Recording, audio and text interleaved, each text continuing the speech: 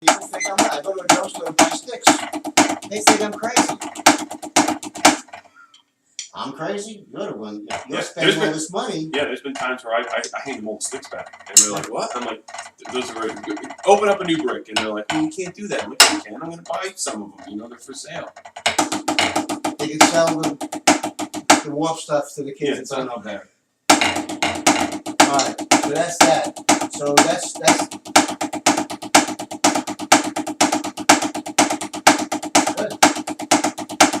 Have you got into whips with him yet? Have you got into whips with him yet? No. You have done none of this stuff. None of that. That would be a good subject to hit on. He's basically got it down. He basically seems to have it down naturally. Well, he's doing it wrist. Yeah. Which is the low molar standard method. That's low molar. Molar? How did he get in here? The reason it's low molar is because they're not using the whip at the bottom level. I think Matt did explain that to me at one point, where you use your. I use the pump, whip almost like the pump or the whip, right? Look at all that pump I'm getting. And I'm playing very soft.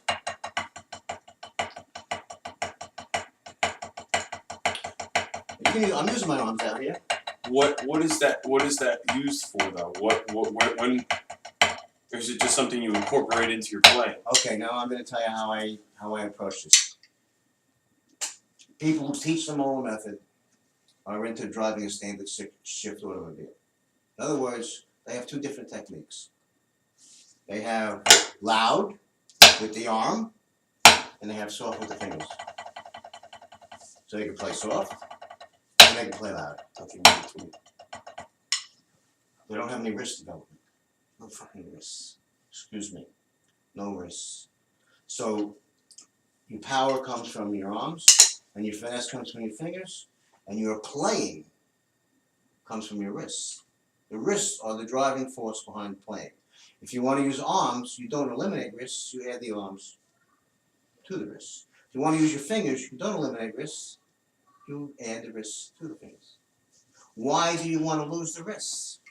The wrists have all the control, all the endurance, and all the power. Yeah, I mean, that's the key to... That's the key to playing. That's the key to playing is the wrists. So why do you want to use just arms and fingers?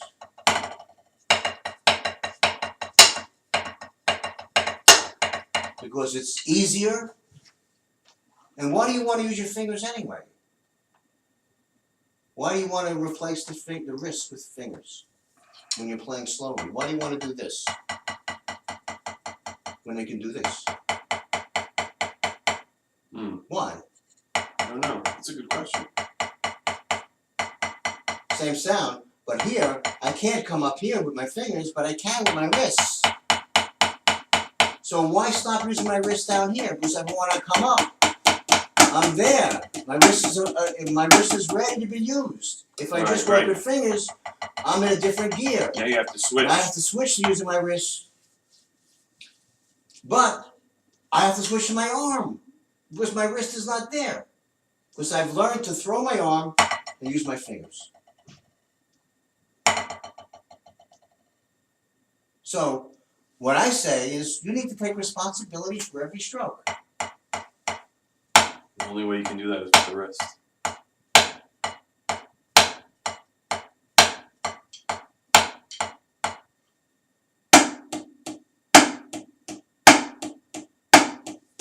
Doesn't mean that you don't use the fingers.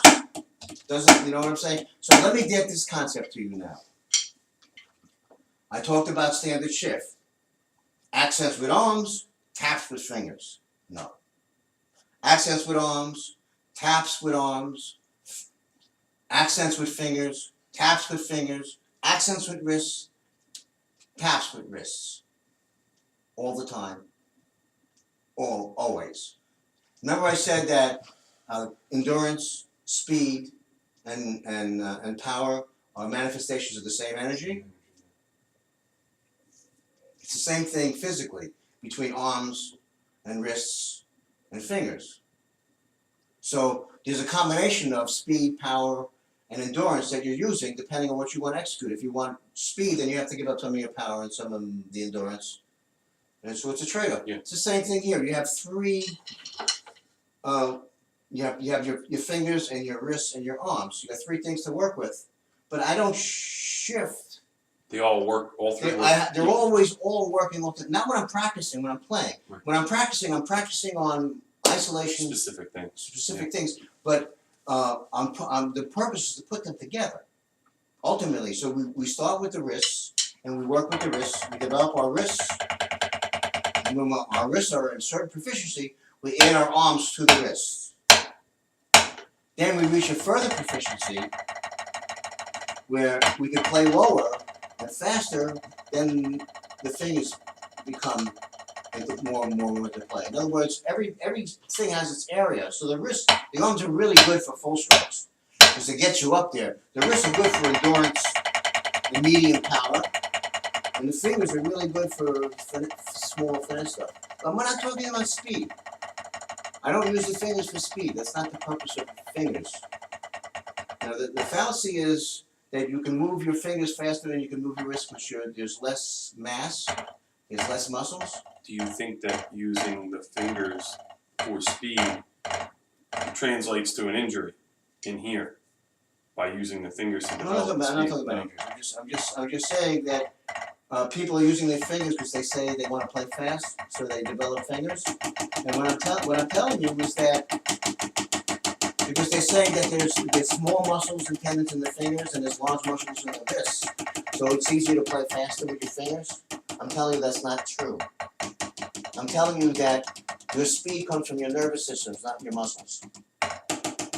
So your muscles twitch, have a maximum twitch capacity. We use about 10% of our twitch capacity. Technically, our muscles can twitch at 2,000-3,000 twitches per second if we use electricity to trigger it. Oh.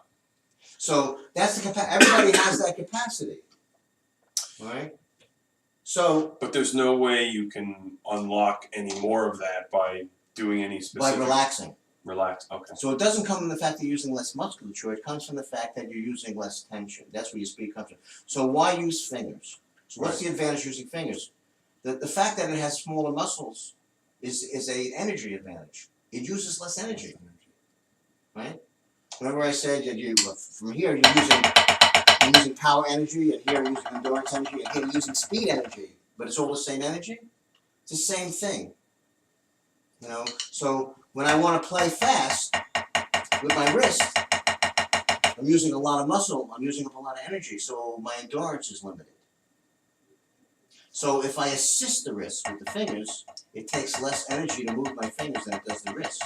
I don't stop moving the wrist, but I start shifting from wrist power. You redirect. I'm redirecting into a little bit more finger, but I'm not losing them. I'm using as much wrist. I want to use as much wrist as I can always. That's my choice. Because my wrist has the total spectrum of what I want to do.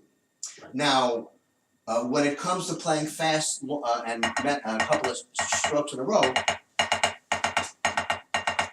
it's easy. It uses less energy to assist the wrist with the fingers. So I can play when I'm doing this way. I can get more endurance if I add my finger to it. So now I'm using finger. I'm using this, and I'm using this. I'm using both. I'm using a combination. And the faster I play, and the lower I get, the more fingers I add more and more fingers until I'm almost using almost exclusively fingers. And then as I come back, I can